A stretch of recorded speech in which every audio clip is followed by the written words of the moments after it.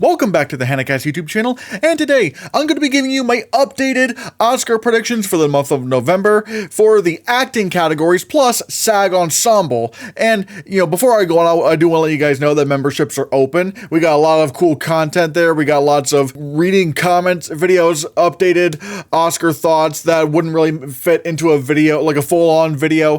Lots of really cool stuff, so I hope you become a member. Let's talk about some of the stuff. Now, I'm going to be briefly breezing by Best Picture.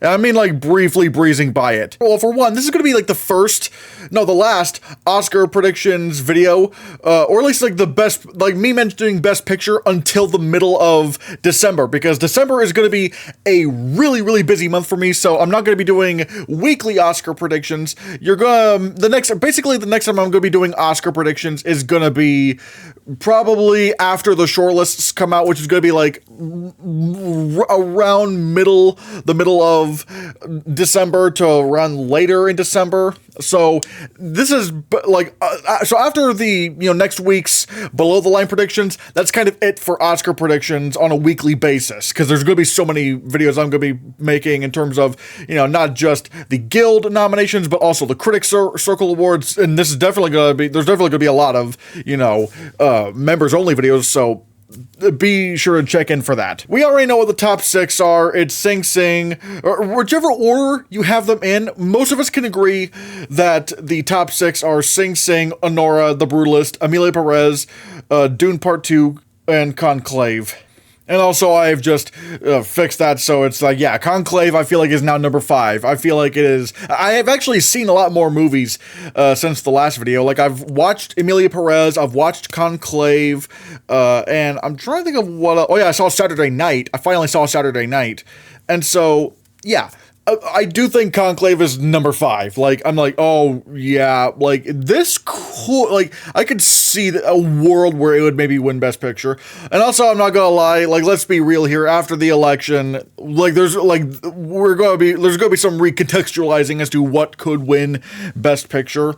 But regardless, yeah, yeah, I think, like, whichever order you put them in, Sing Sing, Anora, The Brutalist, Amelia Perez, Conclave, and Dune, they are top 6. They are top 6.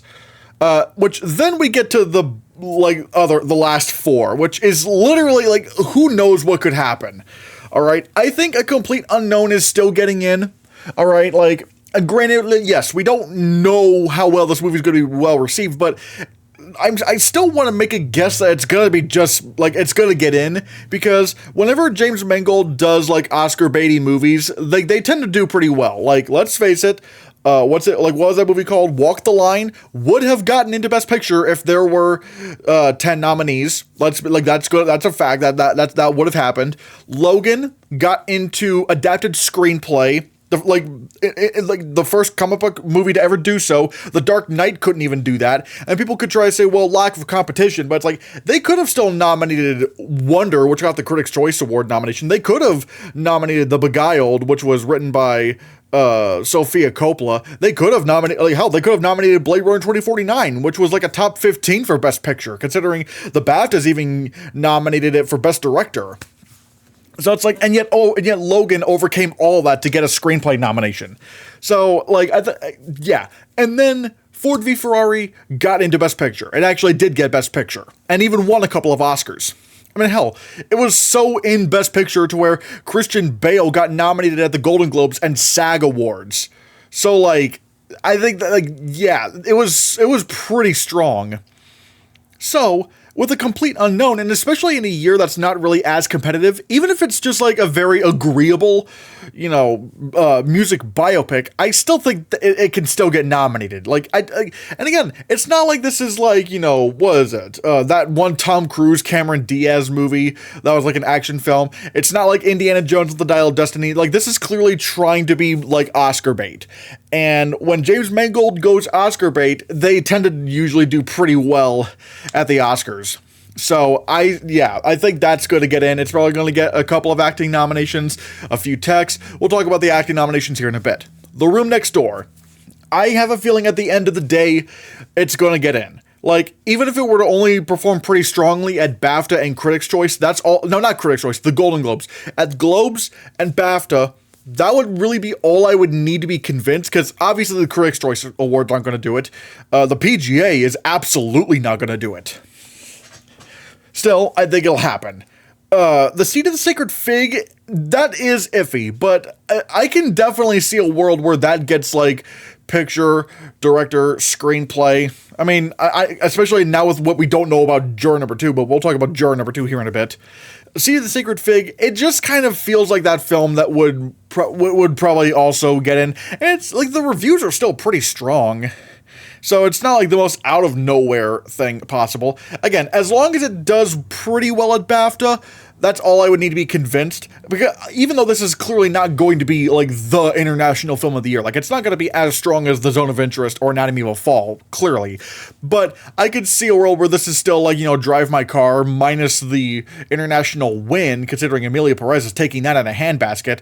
But I don't know. There is also a possibility that Emilia Perez could dip down, because like currently it's weird. Emilia Perez is one of those films where, you know, people, once general people are starting to see it, they're like, wait, this is Emilia Perez? So I'm wondering if this is a film that really only performs very well with international voters. And honestly, like, who knows? Like, what if Seed of the Sacred Fig actually does end up beating Emilia Perez for international feature? That would be kind of wild to see. Because the reviews for Seed of the Sacred Fig are stronger than that of Emilia Perez, but Emilia Perez just looks like it's going to appeal to more of a broad audience than Seed of the Sacred Fig, but even then the audiences are not as on board with Emilia Perez. It's just this kind of weird scenario that we're in. And fine, I'll do it. I'll cave on Wicked. Now, granted, I am going to try to see Wicked this upcoming weekend. And so far, the buzz around Wicked has been unanimously, like, amazing. Like, it's kind of strange. And I've been really hesitant in putting Wicked in because it's like, its nomination package sounds so weird to me. Because, like, it's not gonna get director. It's too big of a spectacle film to get director. I don't think screenplay would happen because musical adaptations don't really get nominated. I mean, hell, the last time a stage musical adaptation got nominated for adapted screenplay was Chicago, and that was the movie that won Best Picture. But, however, one could also make the argument, well, I mean, you know, what if it does get an adapted screenplay nomination? Because they are splitting Wicked into 2 parts, which means they're going to have to fill a lot of, you know, runtime with original-ish material. Because that's kind of my thing when it comes to stage adaptations in Best Picture. Or, like, stage adaptations that are trying to get into the screenplay categories. Like, I think what it comes down to is how much does it keep from the original source material, and versus how much does it adapt from it? Because usually the more adaptations you make, the stronger you can be in screenplay. For example, you know, that's why something like West Side Story or The Whale or Les Miserables can't really, or even Ma Rainey's Black Bottom can't really squeeze into the screenplay categories because they're almost word for word the original, like, source material, like almost like word for word. And if it's word for word, then it's like, well, then there's not really much of an adaptation there. You just kind of copied and pasted what was already done. Versus you have movies like The Father, or hell, even, you know, what was it, or Chicago, where it does play to the strengths of the film medium. Like, you know, for example, with The Father, it plays around with putting you in the perspective of a man with dementia and, you know, having the rooms change, having people, like, having all these people change, and ultimately just doing something with the film medium that you could not do on stage and making sure that is apparent in the script. And, you know, with Chicago, we're also kind of bouncing back and forth between perspectives. We're in the real world versus the musical world. Something that, again, you could not do on stage. With those kinds of adaptations, that's how these movies can probably get into the screenplay categories. Again, if there's enough adaptation. And that's kind of what I'm wondering with Wicked. Like, is there enough, like, adaptation in Wicked, or are they doing more things that the stage adaptation didn't do? Because again, they're having to expand on that story. So if there's enough of that, then maybe it could get in. I mean, hell, it's literally, like, part 1 is the length of the entire show, like 2 hours and 40 something minutes. So it's like, there's probably going to be a lot of filler in that. So if there is enough of an adaptation, and I will probably have to ask one of my theater friends once they see it, if they think, yeah, there's a lot that they change. If they change a lot, or if they expand on it a lot, then maybe it could get screenplay. That's kind of what I'm looking at. But even then, but let's say it doesn't get screenplay. All right, what nominations can it get? Well, I do have it winning production design and costume design, so that's two wins it can get. But again, that's kind of weird for a Best Picture nominated film. And one could say, well, what was it called? Nightmare Alley only had 3 other nominations. It had costume design, production design, and cinematography. Cool, but I don't think Wicked is getting cinematography. And like, if it did, that would be like, okay, maybe it can get in. But like, the only other tech nomination I have for it if it's in Best Picture, then sound, sure. Could it get visual effects? I need to see the film. It's not that the effects look bad in Wicked. They really don't. But it's mainly so, like, how much of a visual effects driven film is this? That's kind of my question. It's sort of like the same question as to, whether or not Deadpool and Wolverine can get into visual effects. It's not really the quality of the effects that's the issue. It's whether or not it is driving the film as much as some other films. And I'm not exactly sure. You look at Dune, and you look at King of the Planet of the Apes, and you look at Gladiator, and it's like, yeah, these are like big, like, visual effects films, like big visual effects sequences. Is Wicked going to be like that? Like, because I know there's there's a lot of scenes where, like, they build the Emerald City with CGI, and there's some CGI animals, but like, how much visual effects are driving the film, like, at the forefront? That's kind of what I'm wondering. And so I don't know, visual effects are a maybe. And again, there's the inevitable Ariana Grande, and I guess for me to predict the film in Best Picture, I kind of have to say she's getting nominated. But even then, one of my theater friends said that, for Glinda, the character of Glinda, that'll be a very strange supporting actress nomination, considering, and this is their words, Glinda is not really that much of a Beatty character in Wicked. Again, we'll have to see. But she said that, if Ariana Grande gets nominated, she would have to be like number 5 or something like that. So I don't know.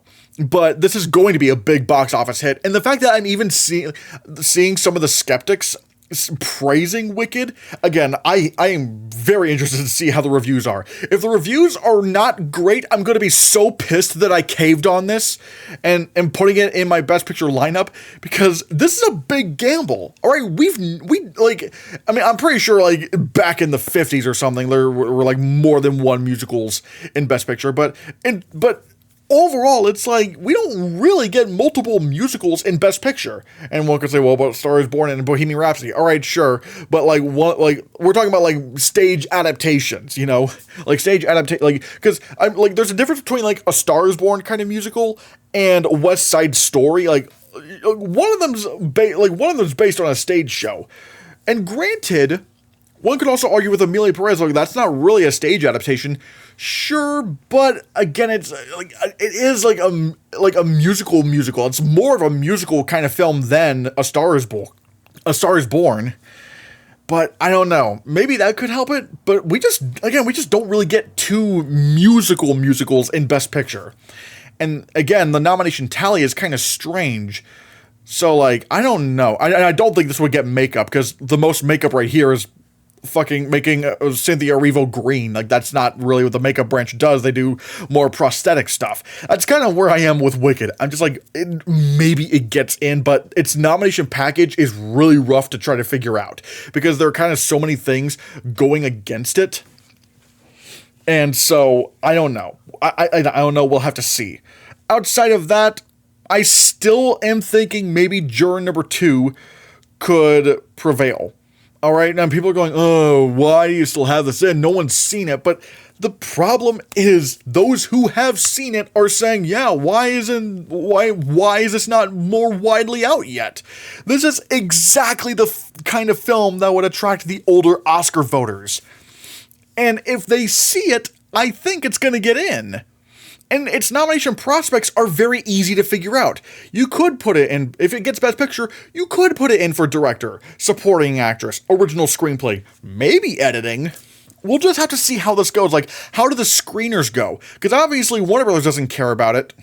But the more time goes on, the more I see people pissed off that Juror Number 2 is not being released more wide.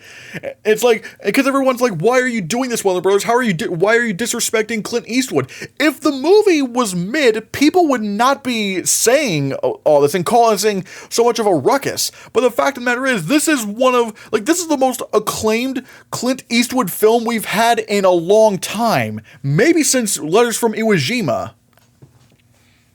I can't write this off as completely nothing. Something has to be brewing here at the end of the day. Like, again, do the screeners really get people excited? And also, by the time, nominations are starting to, or like nomination voting is happening, I think it would have been out on HBO Max and digital and stuff. And you know what that means? Once it's on digital, people are going to start putting clips all over social media going, man, how good is Juror Number 2? This, like, why did Warner Bros. Give up on this?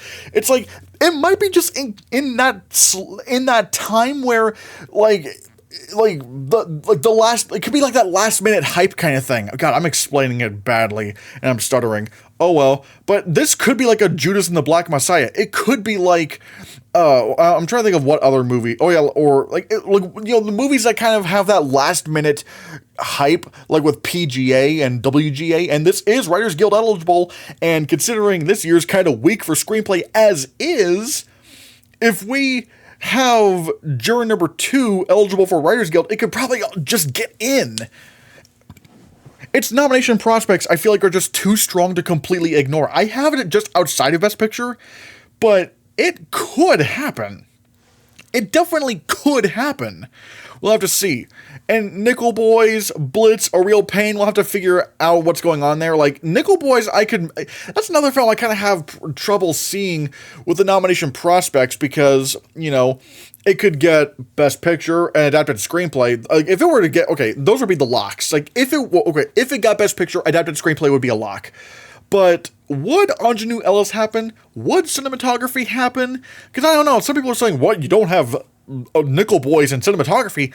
There's a chance it might just be like the narrative thing where it's like, oh man, it's such a cool storytelling device, but at the end of the day, the cinematographer's branch goes for a lot more artsy picks. Like, they will go for like the foreign language films that are like black and white and stuff. So that's the kind of thing. It's kind of hard to figure out what its nomination prospects could be. Not to say that it couldn't get in off of just Best Picture and Screenplay alone. I mean, that's kind of been a recent trend, but I don't know. Well, I have to see what happens. Blitz, I don't know. I feel like this might just be kind of a film that kind of fumbles because people are already saying this is like Steve McQueen's worst movie. And even if they like it, it's like, it's not, they're saying it's not great.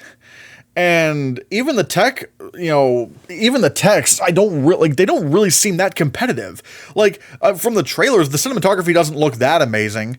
Maybe production design happens, maybe costume design happens, but I don't know, we're already kind of seeing a lot of competition. And I'm not gonna lie, I think something like Beetlejuice could probably take it over in like costumes or production design, maybe.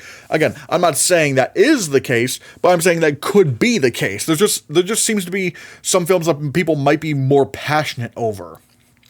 So we'll have to see. A Real Pain, I'm starting to become convinced that maybe this could get some nominations, but even then, I don't know. Something still tells me that maybe this could be like May, December, where it like only gets screenplay, but I don't know. We're just kind of figuring out where things go. Saturday Night. Man, I really wonder if this could still happen. Now, granted, it did flop, and people just didn't respond to it very, like they didn't love it initially, but ever since it kind of came out on digital, people have really been talking about it, and talking about like, man, Cooper Hoffman's awesome in that film. again, I'm not willing to say it's getting a Best Picture right now, but I'm wondering if if its digital release could give it like a second life, because that could happen. It just kind of depends on how long clips from this movie keep surfacing, and so yeah. And also, if you want to know my thoughts on Saturday Night, I actually thought it was fantastic. The fact that people haven't really been latching onto it is very weird to me, because I'm like, you guys should have been loving this. Like, what? I thought it was a fantastically entertaining film. Great cast, great writing. This is honestly, it might go down as maybe one of the more underrated films of the year. And I can't believe I'm saying that, because it's a fucking Jason Reitman movie. So it's like, but regardless, I want to know how long this like digital release hype goes on for, because if it can like sustain this, then maybe it could surprise somewhere, but I don't know. But right now I'm thinking maybe the only place it could get nominated would be like Critics' Choice, because sometimes Critics' Choice will just kind of throw a movie a bone, like how they threw Saltburn a bone, how they threw RRR a bone, how they threw Uncut Gems a bone, but even then I don't know what, like, if it's really that much of a bone thing, but for Saturday Night, I don't know. And then, then let's get to the bottom five. The Wild Robot. The Wild Robot, I'm really looking out for, because if this movie performs strongly in some precursors, let's talk about its path. All right, let's say currently I have it predicted for Best Picture, Musical, or Comedy at the Golden Globes, because it's. Other than maybe Anora, which even then, actually, let me check. Because really, in the comedy musical category, the only film that has more acclaim than The Wild Robot would probably be Anora. But even then, I'm looking at The Wild Robot, its audience scores are insanely good. Like 98% audience rating on Rotten Tomatoes, and even on IMDb, it has an 8.3. It is rated 152 in the IMDb top 250. Jesus Christ, people love this movie so much. I really wonder if this movie is if we should be taking this more seriously. All right? And so, Golden Globe Comedy Musical Picture, I think we need to take that more seriously for The Wild Robot. It is again, other than maybe Anora, it is the most acclaimed film that could be in that category. Like, more than Emilia Perez, well, way more than Emilia Perez at this point, more than The Substance, more than A Real Pain. It's just that well loved. And then after that, we'll have to see what happens with Critics' Choice, because with Critics' Choice, I need to see picture and adapted screenplay. Especially adapted screenplay, if it gets adapted screenplay, then I think I would be willing to put this in, because here's the thing, what other movies got adapted screenplay no, not just adapted screenplay, but just screenplay nominations at Critics' Choice? Up and Toy Story 3. Obviously, Up was an original, Toy Story 3 was an adapted. They also got Best Picture nominations, so there's that. And then at the BAFTAs, all right, the BAFTAs also nominated Toy Story 3 and Up for screenplay awards. If Wild Robot can repeat that, then oh my god! And also the two also got PGA. If Wild Robot can repeat that kind of success, oh wow, then maybe it might actually get into Best Picture. Because again, the screenplay thing is very important, because I've always said this. I was even saying this when Spider-Verse was happening. If Spider-Verse was going to get Best Picture, it needed screenplay. And people try to tell me it doesn't need screenplay. It's like, what are you talking about? Of course it needs screenplay. People are like, well, Beauty and the Beast didn't get screenplay. It's like, yeah, but that was also long ago, people. That was long ago. In the current era of the Oscars, we had Up and Toy Story 3 both get screenplay nominations. You kind of need screenplay. Not only did they get screenplay, but they also got, sound editing nominations. And Toy Story 3 also got original song, and Up got original score. And I feel like for The Wild Robot, it kind of needs that same combination. Picture, animated feature, adapted screenplay, sound, and either score or song. If it can get that combo, then it most assuredly could get Best Picture nominated. Actually, no, if it got that combination, then it would absolutely... If it were to be or should I say, if it were in Best Picture, it would need to have all those nominations come along with it. And also, to say that why would it get nominated for sound? Well, you're kind of combining mechanical robot sounds and explosions and action scenes and pew pew pew, but you also have like more naturalistic sounds, like, you know, with nature and animals and, you know, water, whatever sounds nature has. I don't really go outside much. I'm kind of a hermit, but still, like, it has a bunch of varieties of sounds, and it's not really that hard to believe because look at Guillermo del Toro's Pinocchio. That movie at least was like maybe in the conversation for Best Picture, because even though it only got nominated for Best Animated Feature, it performed pretty well with the what was it, like the shortlists, because it got shortlisted for score and song, which, okay, it got nominated for everywhere else, but it also got shortlisted for sound. If Guillermo del Toro's Pinocchio was in Best Picture, it probably would have gotten a sound nomination. And if The Wild Robot is in Best Picture, it would also definitely get sound. So I'm kind of really wondering how well Wild Robot is going to perform, because if it gets the Globe nomination for Best Picture Musical or Comedy, like I think it will, because right now it's the most acclaimed contender other than Nora. If it gets that nomination, watch out, and let's see what Critics' Choice does, because I have a feeling maybe The Wild Robot could be a thing. I mean, if it's getting this much acclaim, and it overperformed at the box office recently, considering it just made over $300 million, be careful, because Wild Robot could be a contender. Substance, we'll have to see how that all pans out. I did pretty well at the box office, but at the same time, it seems to be kind of cooling off. Everything about The Substance seems to be kind of cooling off, whereas The Wild Robot, it still has a lot of momentum to go. September 5, I don't think anyone's going to care about this movie. I don't. At best, it might be like a screenplay contender, but that might be it. Because there's not really much you could nominate it for. The Piano Lesson, I'm keeping it in here because I do think it will get a SAG Ensemble nomination. Oops, we got a spoiler for what I'm going to be predicting for SAG Ensemble. But again, I don't know. The reviews are still very good. We'll have to see how it performs on Netflix. And it has a decent shot at screenplay.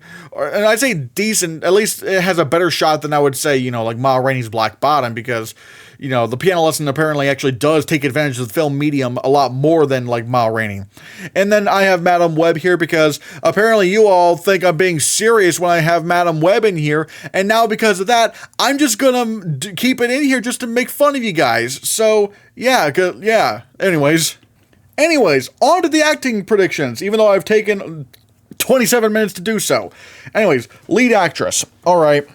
This is where I still have no idea what's going on. All right. I still have Amy Adams in for Night Bitch because right now I think that's my thing, is I don't really have a good like reason to do Mikey Madison right now, because Mikey Madison is still a relative newcomer. Like, yes, people are going to say, well, but she was in Scream and she was in Once Upon a Time in Hollywood. Sure, but I don't know if that's enough of a filmography for me to like predict her to win. And people are going, well, I mean, she's in the Best Picture frontrunner, but I'm like, is it the frontrunner? Granted, okay, I know the consensus is a Nora instead of Sing Sing, but for me, predicting like Clarence Macklin to win supporting actor makes a little bit more sense to me, because you can be a newcomer and win supporting actor a lot more than you would lead. And with Amy Adams, it's like, I don't know, something makes me feel like this is going to be a lot more appealing to people than a lot of pundits think. Like, well, for one, there have been SAG screenings going around, and they've been going over very well with them. Also, I feel like this is going to be a very, like, well-liked movie. I mean, considering the screenings are going well, I mean, the general public, especially moms, are probably going to fall in love with Night Bitch. I mean, it's a very wacky, weird premise, but I do think like it's going to be a crowd pleaser. Also, you have that overdue narrative with Amy Adams. Like, she's been nominated so many times, and now you have a performance where maybe she could win, especially in like a year like this, where it's like where everyone else just kind of has weird reasons to go, like or at least weird.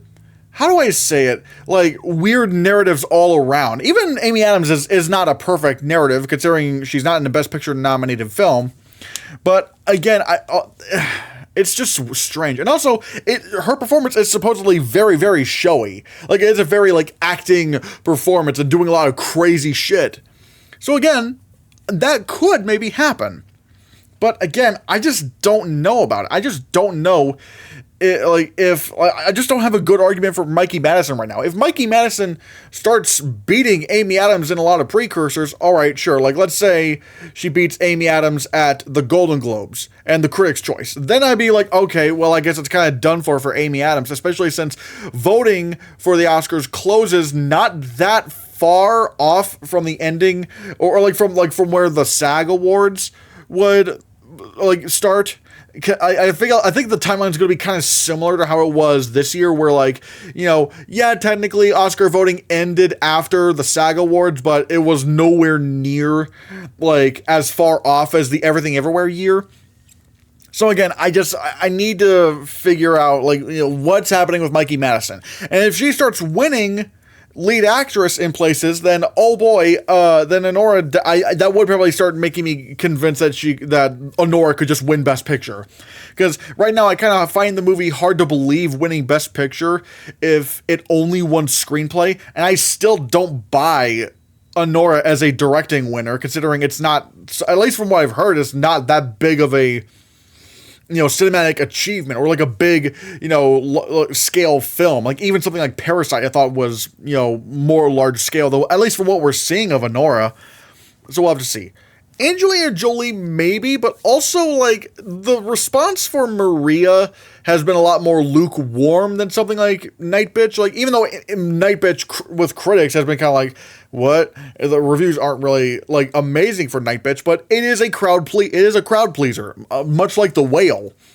Angelina Jolie and Maria, I think that's going to be more of a hard sell to people.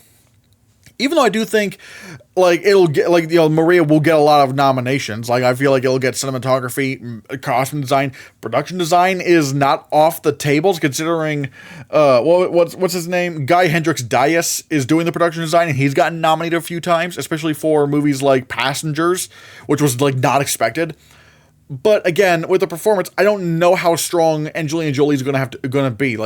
If she won, let's say, the Golden Globe and Critics' Choice, then I'll be oh wow, maybe she actually does win the Oscar. But then we have to see how BAFTA does. But still, regardless, Tilda Swinton in the Room Next Door. If I have The Room Next Door in Best Picture, I find it very hard to believe that she would miss out on a lead actress nomination. All right, and here's where I feel like there's going to be a storm, come Oscar nomination morning. And that is, I am predicting Carla Sofia Gascon to get snubbed for lead actress in favor of Fernanda Torres. Now this is not me having any kind of bias, because I saw Emilia Perez and I was like, Carla Sofia Gascon gives maybe the best performance I've seen this year so far. Probably. I mean, her performance is absolutely incredible. The transformation aspect of it, from what you've seen in the beginning of the film, what she does in the film, this is a really fantastic performance. But, and this is kind of where I had to bring up the election, I feel like we're going to see a shift turn in ways that we don't like, because we're already starting to see Hollywood become way moving away from any kind of progress. For example, I mean, Disney just shelved a completed episode of Moon Girl and Devil Dinosaur because that episode was spotlighting a trans character, and it got leaked. But however, it makes me think. I don't know what, and it kind of makes me think that we're starting to see this shift happen in Hollywood that I don't like. And where people are just going to start backing away from any kind of progress, and I feel like they're doing this to not get Trump angry. And again, I don't know if it's just my fears getting the best of me, but I feel like this might be where we're kind of heading, and that Fernanda Torres might be a safer pick for the Academy. And again, I don't like that. I don't like that at all. I want Carlos. Again, okay, I've not seen Night Bitch, Honora, Maria, The Room Next Door, or I'm Still Here. I've not seen a lot of these movies, actually. But, I would be very surprised if any of these performances I thought was better than Carla Sofia Gascon, because she's an absolute marvel in this. But I just worry that because of how things are changing up, that they're just going to snub Carla Sofia Gascon. And it doesn't help that the movie is kind of teetering down, like, in terms of the GP. Like, people are not really loving it. It's like, wait, why? Like, this, like even the Letterboxd score has been going down and down and down. And so I feel like that's not going to be a great position to be in. And I don't want it to happen, but that's kind of what I fear. I hope I'm wrong. I really hope I'm wrong, but oh boy, I don't like where this is going. Marianne Jean-Baptiste for Hard Truths, sure. Like that could also, like, you know, that's also a possibility. You know, she could definitely get the Golden Globe nomination, definitely BAFTA. So, like, if they don't go for Fernanda Torres, they might go with Marianne Jean-Baptiste. Cynthia Erivo for Wicked, maybe, but I have not seen as much buzz around Cynthia Erivo as much as I have Ariana Grande. So, I don't know. Julianne Moore for The Room Next Door. If this movie's especially strong, like, I want to see how well, you know, Julianne Moore does with precursors. Like, if this is a situation where people will just vote for both of them and nominate both of them, then sure, yeah, that would probably make sense as well. Regina King for Shirley. That's also a nomination that I want to keep my eye on, because, you know, people are going to go, well, I mean, that movie's nothing, but it's also like, this is kind of also a weaker year. And if they wanted to nominate Regina King for Shirley, they could. I mean, I could easily see SAG going for her, and maybe Golden Globes. Golden Globes for drama is going to be kind of hard to figure out, but SAG, oh, they might very well go for her. Demi Moore for The Substance. I would need to be really convinced that she's actually happening. Like, obviously, yes, you know, a Golden Globe comedy musical nomination would be pretty important, but what else? Does she get Critics' Choice? Does she get SAG? Does she actually get BAFTA? But also, there's also kind of a double-edged sword there, or maybe even like, I don't know, because, like, on one hand, she is a legend. You know, she is a Hollywood legend. Everyone loves Demi Moore. But on the other hand, I don't know if her film is in Best Picture or not. Some people have The Substance in Best Picture. Currently, I don't. I need to be convinced that a body horror movie is going to get into Best Picture. I need to be convinced of that. And I wanted to, because The Substance is fantastic. I love The Substance. But I need to be, like, it's not Get Out, all right? It's not Get Out. It's not Black Swan. This is not like an Oscar, or I mean, I guess Get Out wasn't really Oscar bait either, but at the same time, Get Out was way more acclaimed than The Substance, and was winning original screenplay.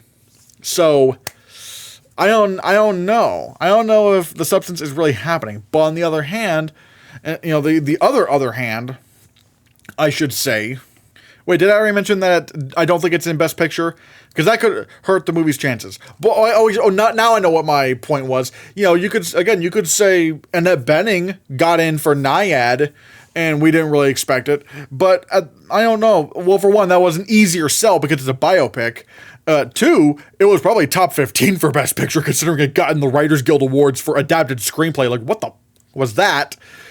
And again, you know, it just felt like a safer pick. Whereas The Substance is a lot more of a risk. Like, well, for one, I don't think Demi Moore has been nominated as many times as Annette Bening has. So there is that. So I don't know. Saoirse Ronan for The Outrun. I also saw The Outrun. I don't know. I saw The Outrun. I'm like, I don't buy it. I don't know, because sure, she's pretty good in the movie, but it's also like, it's a very indie performance. And if you're not, this just kind of seems like if this were like anyone else, like if this were like some nobody, no one would be paying attention to this performance. But it's Saoirse Ronan. But again, given this film, I would be very, very surprised if Saoirse Ronan actually started to become a real thing, because I don't think, like, it's kind of just a basic, like, oh, get sober movie. You know, it's just kind of that. And so I don't think Saoirse Ronan is really going to be strong enough to overcome that. Like, her best shot at a nomination this year is Blitz, and for supporting actress, I don't even know if that's happening. All right. Nicole Kidman for Baby Girl, maybe, but again, I need to start seeing, like, it doesn't really seem like that strong of a film overall, but we'll have to see. Pamela Anderson for The Last Showgirl, I'm just kind of throwing that in there, who knows what happens, and then Dakota Johnson for Madam Web, absolutely, yes, she might even win, who knows, but yeah, lead actor, I will still right now go with Adrian Brody, but man, there are some scenarios that could happen, alright, the Adrian Brody, they're saying this is his best performance ever, and if he didn't win, it would be a crime. That would, again, I guess it is really compelling right now, but I still want to see what Timothée Chalamet does for A Complete Unknown, because he does fit the bill for what would normally win, like, of a Best Actor Oscar biopic. You know, that's kind of the main thing, biopic. I mean, he's transforming into Bob Dylan. He's singing his own lines and stuff. But, again, we just have to see how strong, like, what precursors does he win? Because SAG seems likely, but what else does he win before that? Because I don't want to predict him to win off of a lone SAG win. I need to see something else happen as well. And then Coleman Domingo. Honestly, I might really want to consider him again, because if they want to throw a big party for Sing Sing, he could come along with it. He genuinely could. And he could also win SAG, but the other problem is, what else would he win? Whereas with Adrian Brody for The Brutalist, you know, he's probably going to win the Golden Globe for drama. He could win Critics' Choice, although then again, Critics' Choice does sometimes go with more lighthearted picks. You know, they went for Brendan Fraser, they went for Paul Giamatti, they went for Michael Keaton. So we'll have to see. But then also, BAFTA, they would most assuredly give it to Adrian Brody. Unless maybe they throw a wrench in the mix. We'll have to see. But yeah, there are, like, these three I feel like are the most likely scenarios. Ray Fiennes for Conclave, I feel like he's safely in. Having seen the movie, I'm like, yeah, they're probably going to nominate him. He's doing very good in this scene. No, not scene, this film, I should say. And then John David Washington. Okay, this is why, why did I switch out Sebastian Stan? Well, again, I'm kind of going back to the election, because now that I think about it, I'm like, oh, wait a minute. Because if we remember, I have to talk about the political situation here, because, like, I feel like the election, you know, affects a lot of what we're going to be seeing. And Trump said, you know, he would come after his enemies, his critics, and calling them the enemy within. And I feel like that might scare off Oscar voters from voting for Sebastian Stan. People think I'm crazy. Really? Am I? Because Hollywood has already shown they're scared of Trump right now. They're already showing that they're scared of him. And, you know, having their stars that were critical of Trump and kind of forcing them to apologize, like, oh, you know, I shouldn't be, I'm sorry to those, you know, who voted for Trump. You know, we all have different opinions. It's like, that's not the attitude you had before. So I feel like people are starting to get scared, and that if they do nominate The Apprentice, like if they were to nominate The Apprentice and Sebastian Stan, I feel like they would risk a lot of backlash from Trump and his supporters. And that's kind of the scary thing that we're living in right now. So I don't know. Maybe Sebastian Stan just doesn't get nominated now. I want him to get nominated. I think he's fantastic in the film, but I don't know. I feel like the political pressure might stop them from doing so. So I have John David Washington because he could get SAG. And right now this would be my SAG lineup. And I do want to go with 5 out of 5 for SAG somewhere, because in the 2020s, like, there's always, like, they've always had at least one category match up with SAG 5 out of 5, and 3 of those were Best Lead Actor. And so John David Washington could happen. Like, he genuinely could happen for The Piano Lesson. And people are saying he's very good in it. So I would watch out for him. Daniel Craig for Queer, I don't know. I don't think people are going to be responding very well to Queer all that much. And then Kingsley Ben-Adir for Bob Marley One Love. I just watched that movie. Paramount is doing a campaign for the film. And I don't know. I don't want to get my opinion clouded on as to, you know, what I think is going to get nominated. But, like, Kingsley Ben-Adir, maybe. I mean, again, maybe he could get SAG. That's possible. But I don't know. Like, he's not singing in the film. Like, he's not really singing. Although, then again, maybe they don't really care because, they nominated. I mean, hell, they gave Rami Malek the win, and Viola Davis almost won for Ma Rainey's Black Bottom. So who knows? Maybe Kingsley Benadir does get nominated for Bob Marley. So, yeah. Nicholas Hoult for juror number 2. He could happen if, juror number 2 has a strong uprising. We'll have to see. Gabriel LaBelle for Saturday Night. I don't know. I know people, even though I think Glenn Powell would beat him at the Golden Globes for Comedy Musical Actor, I think ultimately Gabriel LaBelle will be closer to the Oscar, because I just do not see Glenn Powell in Hitman as an Oscar contending performance. I just do not see that. And then Jesse Eisenberg for A Real Pain. If they wanted to really fall in love with A Real Pain, maybe they could do that. I'm not really, I don't know. I kind of see more, right now I kind of see him as a lone Golden Globe nominee, and that's kind of it. Supporting actress. All right. Zoe Saldana for Emilia Perez. Having now seen the movie and knowing the screen time of these characters, why the fuck is she in supporting actress? She should be in lead. She has more screen time than Carla Sofia Gascon, so why is she in supporting? This doesn't make any sense to me. She should be lead, they should be co-leads, but whatever. It's hard to campaign 2 leads anyway. Whatever. I think right now she could win. I think she actually is very good, but again, it is a hard, I'm just wondering kind of how much Emilia Perez is going to sustain this hype, because it might, be like Barbie, where it rides high but then dies slower, even though right now it's kind of it's already getting a lot more backlash than Barbie got initially, so, I don't know. Felicity Jones for The Brutalist, she could probably win BAFTA. Again, it's kind of hard to find a winner here. Or at least a runner-up. Selena Gomez for Emilia Perez. People are like, what? She wasn't even that good in the movie. I'm like, I watched it. I'm like, no, I think she's good. I mean, is she in a couple of weird sequences where, I don't know, she's kind of doing a rave or something? Sure, but I don't know if that's really her fault. It's really just more the story, led her to, or the filmmaking. It's kind of strange in that scene, but I don't know if that's really a fault of Selena Gomez's performance. I thought she was very good in it. Daniel Deadwyler for The Piano Lesson. Again, not in the Best Picture nominated film, so she could be slipping. She could be slipping. And then I have Ariana Grande for Wicked. But again, I'm not sure if I want to buy this performance, because again, one of my theater friends, like I said earlier, was saying Glinda is a very strange character to try to predict to be nominated for an Oscar, because she's not really that showy. She doesn't really have that big moment.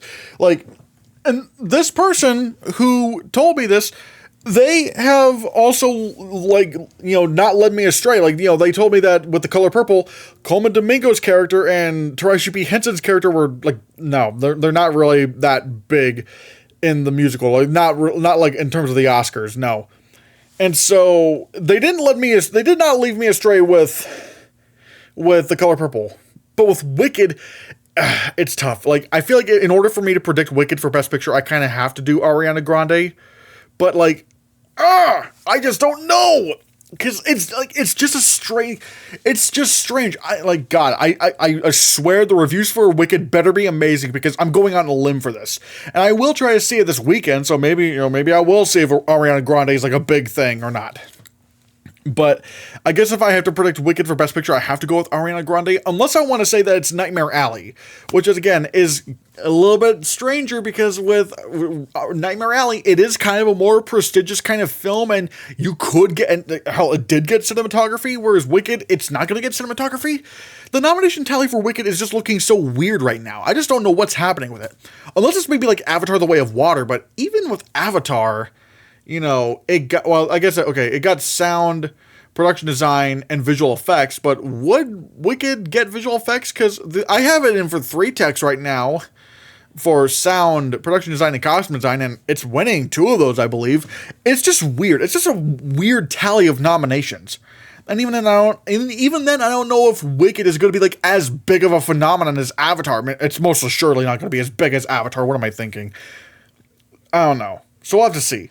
Toni Collette for Juror number 2. If it's in Best Picture, I feel like she would have to come along with it. Honestly, all of these are just kind of like, I don't know, maybe they happen. Like, Anjuna Ellis Taylor, maybe she happens. Saoirse Ronan for Blitz, maybe. Leslie Manville for Queer, I don't know. Elle Fanning for A Complete Unknown. Wait a minute. Oops, I feel like I have Leslie Manville too high. Okay, yeah, I changed Leslie Manville's position. I guess I forgot to change that. So, but yeah, Isabel Rossellini. She does not really have a lot of screen time in Conclave. I will agree. She does have a moment, but it's also like, I guess it kind of depends on how strong Conclave is. I don't know if it's going to be that strong, though, because it's contemporary, so I don't think it's getting that many texts. So it's tough. She does have a moment, but I don't know. We have to see where this kind of goes. Natasha Lyonne for His Three Daughters. I did see this movie as well. Maybe, but honestly, I think only Critics' Choice would nominate her at best. So I don't think she's getting in. Margaret Qualley for The Substance. I don't know if there's I don't know. I feel like even if The Substance got Best Picture, I'm not that sold on Margaret Qualley yet. And then obviously I said, Leslie Manville for Queer, and then Sydney Sweeney for Madam Web, absolutely happening, 100%. You can take that to the bank. Anyways, supporting actor. I still have Clarence Macklin at number 1 for Sing Sing. And look, if I'm being consistent. If I have Sing Sing in Best Picture, I have to predict Clarence Macklin for the win. I feel like he is essential to that package.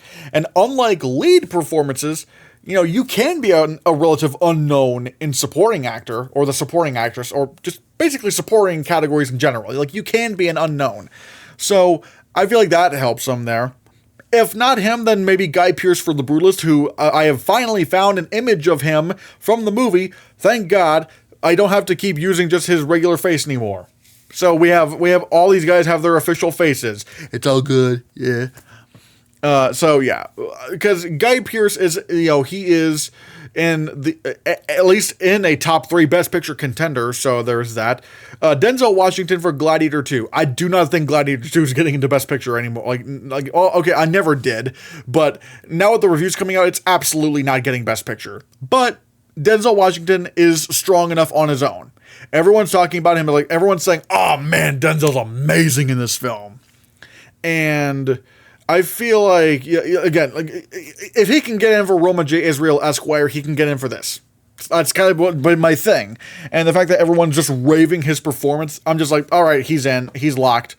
Edward Norton for A Complete Unknown. I do expect A Complete Unknown, like I said, to be kind of a surprise by the time the Oscar nominations roll around. And I feel like he'd probably come along with it, especially considering, admittedly, outside of this top 3, the last 2 are very, what do I do here? Because, I don't know, maybe, again, Edward Norton is probably a maybe. Again, I would probably go with him because of the Best Picture nomination. Kieran Culkin for A Real Pain. I don't know. I guess I've taken J.K. Simmons up, and I guess I just don't know how strong, I don't know what's going to happen. Because Kieran Culkin, maybe he gets nominated, but also maybe he's just, what's his name? Charles Melton from May December, where he was kind of more of a critic's push. And Kieran Culkin could be that as well, because I'm not that sold on A Real Pain getting Best Picture. But I do have A Real Pain in Original Screenplay right now, so I guess that's something. But I don't know.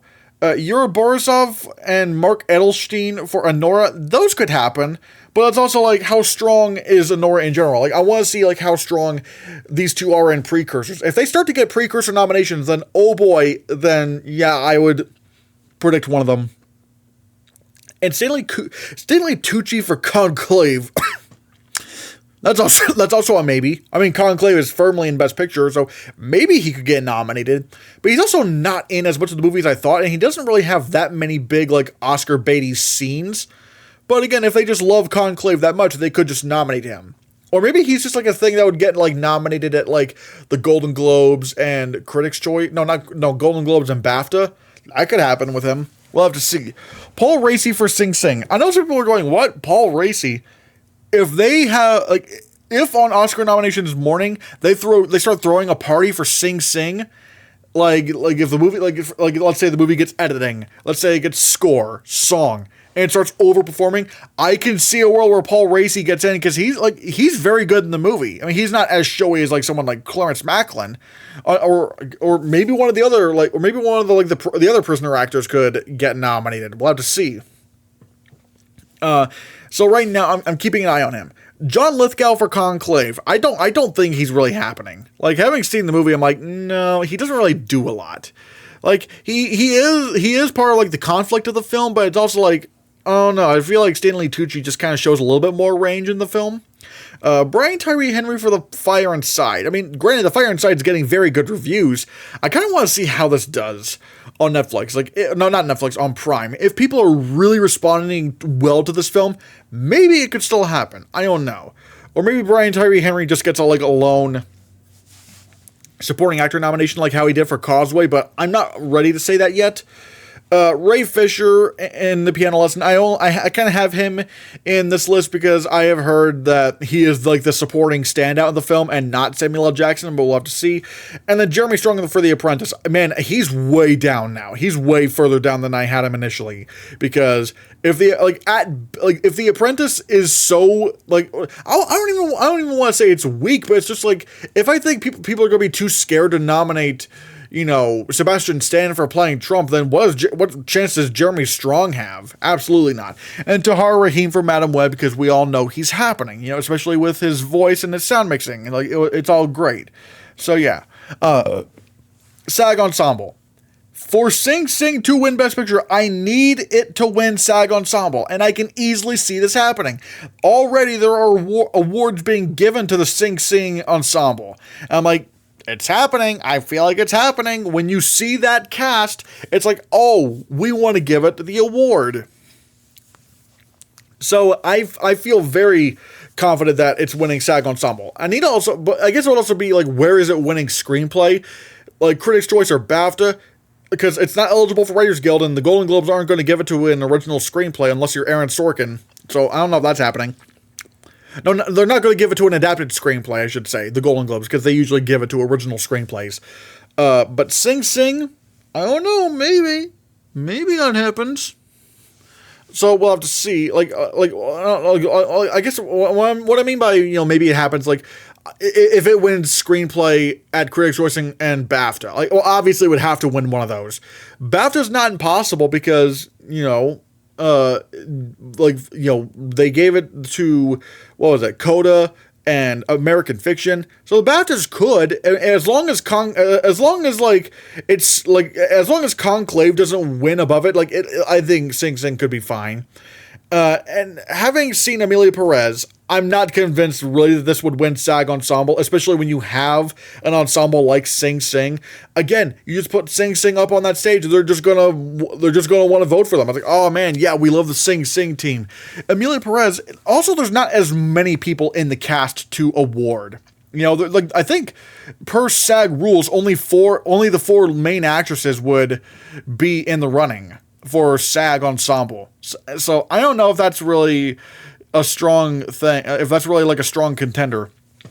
Conclave, especially not having seen the movie, it's like, yep, this is going to get a SAG Ensemble nomination. There's a lot of people in the cast, and it's not even just like the main players.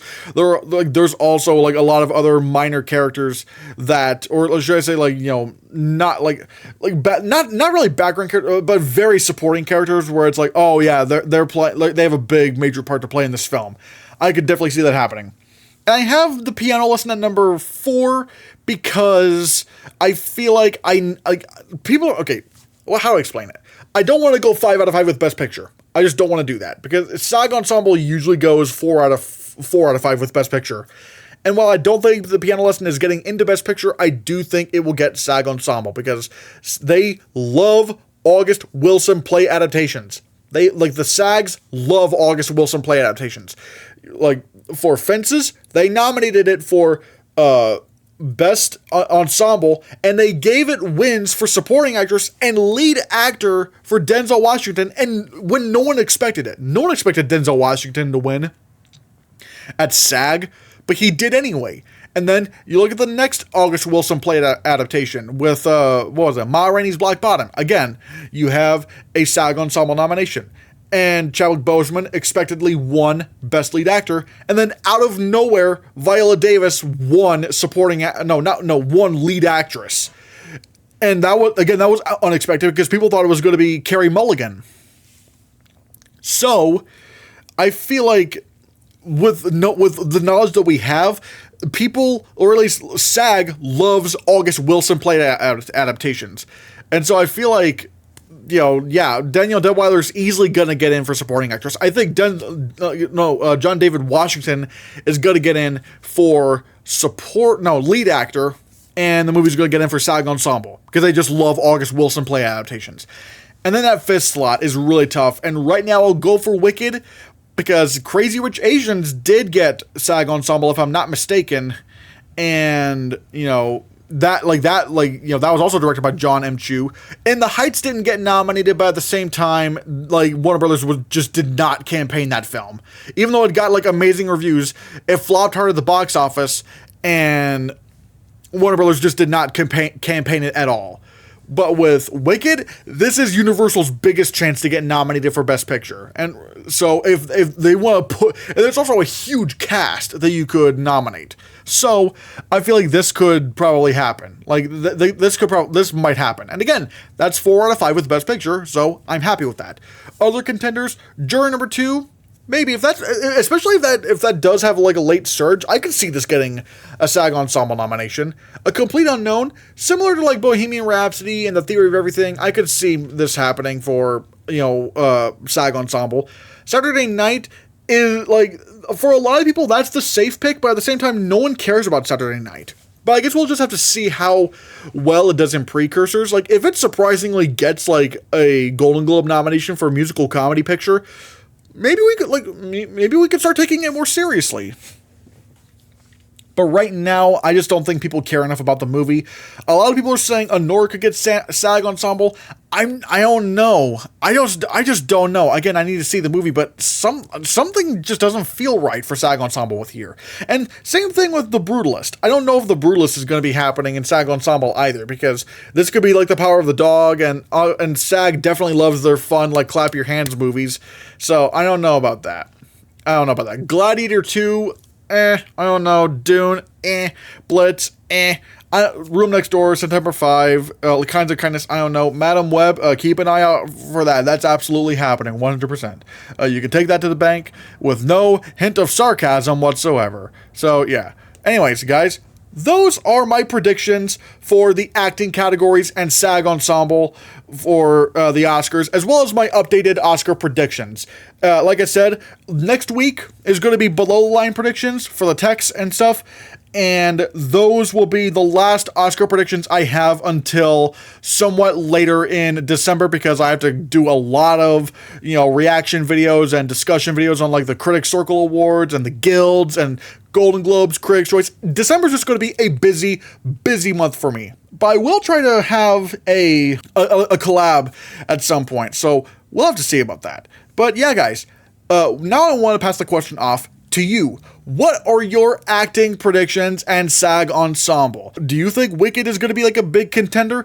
Let me know in the comments below what you think, and consider hitting that subscribe button, because if you don't, maybe you'll become a Wicked Witch.